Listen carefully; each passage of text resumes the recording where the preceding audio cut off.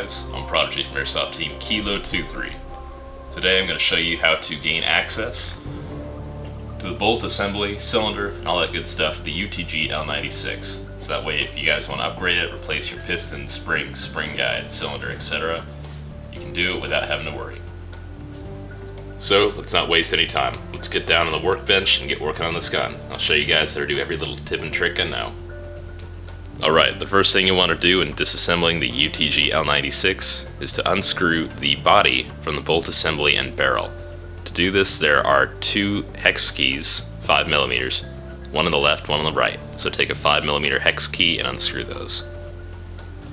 Once you have it down to this point, just the bolt assembly and barrel, we can really get started taking the gun apart. Now, getting the gun down to the cylinder and bolt assembly and all this good stuff is much easier than taking apart the barrel and hop up, so just keep that in mind. Now first we can remove the cylinder lock pin. For the sake of this video I've already loosened it and taken it out. Let's pull it out and set it aside.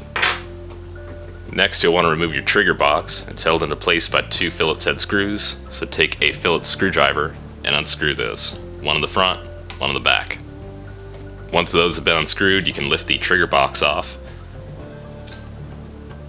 The newer design trigger box uses black cast parts instead of gray. I've noticed these are actually a little more durable, so this is pretty nice. It's really nice that UTG and AGM and Well and all these other companies are actually stepping up their game as far as snipers. Now you can go ahead and remove your bolt assembly. Simply lift the bolt handle upward and pull back. The entire assembly should pull right out. Now you can go ahead and set your upper receiver and barrel aside. You're not going to need those. All you're going to need is the cylinder, bolt, whatever you want to call it. Now there is a small pin just here.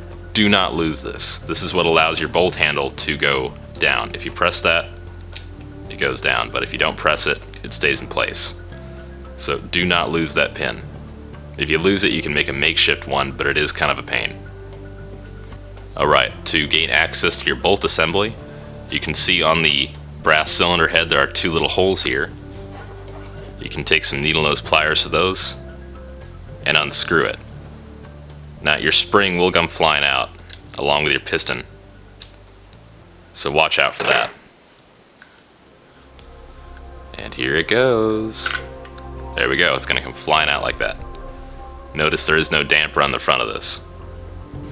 Now you can go ahead and pull out your piston and spring. Notice I have the upgraded piston and upgraded M170 spring in here already. Now your spring guide is going to be tucked away in here.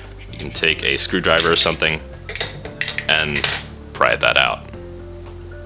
Now I'm not going to demonstrate this, but to remove the actual bolt handle of this and the back piece, there's a small Allen key here. The older versions should have a flathead screw here. The newer versions will have an Allen key. You can unscrew that, the entire back piece will come off, and then you can change out your cylinder if you have an upgrade cylinder. Alright, reassembly of all this is actually very, very simple. Just feed it all back in here. Make sure your spring guide aligns on the little rod in there. And the hardest part of this entire reassembly is putting your cylinder head back on. It does take a little bit of strength, but you just push it down, and thread it a little bit, and it should stick in there. Just tighten it down, take some needle nose pliers, and screw it all the way in until it's really tight. Now to reinstall your bolt assembly, simply slide it in, make sure your bolt handle is up, align everything, then push your bolt handle down. Now you can reinstall your trigger box, simply lay that on top there. The newer versions had some built-in internal parts that allow it to retain all the parts that would normally fall out, like the bolt stop here and other things like that.